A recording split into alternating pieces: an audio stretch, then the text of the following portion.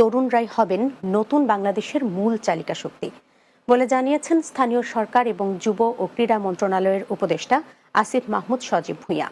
মঙ্গলবার দুপুরে রাজধানীর একটি হোটেলে জাতীয় ও আন্তর্জাতিক যুব দিবসের উদ্বোধনী অনুষ্ঠানে তিনি একথা বলেন। হাসান মাহমুদের প্রতিবেদন।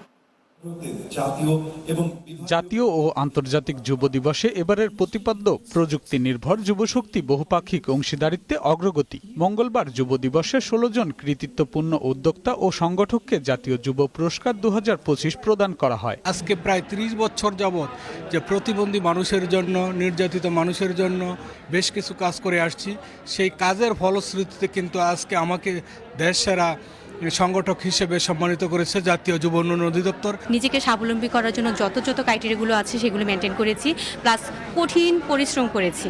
যুবকরা সুন্দর সুন্দর কাজ করুক এবং সমাজ পরিবর্তনের লক্ষ্যে নতুন নতুন কাজ করলে দেশ পরিবর্তন হবে। অনুষ্ঠানে প্রধান অতিথির বক্তব্যে উপদেষ্টা আসিফ মাহমুদ সজীব ভূঁইয়া বলেন, তরুণ জনগোষ্ঠী দেশের সবচেয়ে বড় সম্পদ। প্রশিক্ষণ ও আত্মকর্মসংস্থানে এগিয়ে এসে তরুণদেরই দেশের উন্নয়নে নেতৃত্ব দিতে হবে। সরকার কেবল নিজেই নীতি নির্ধারকের ভূমিকায় থাকতে চায় না, বরং সরকার চায় দেশের তরুণরাও নীতি নির্ধারণের গুরুত্বপূর্ণ অংশীদার হোক। গণঅভ্যুত্থানের ফলে যে নতুন বাংলাদেশের স্বপ্ন ও সম্ভাবনার সৃষ্টি হয়েছে, সে নতুন বাংলাদেশ গড়ার ক্ষেত্রেও তরুণদের চিন্তাভাবনাকে প্রাধান্য দিতে চায় সরকার।